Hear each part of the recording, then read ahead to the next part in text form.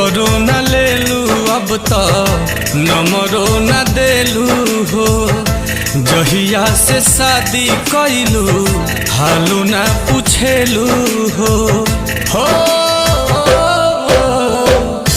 खबरो न लेलू अब तो नंबरो न देलू हो।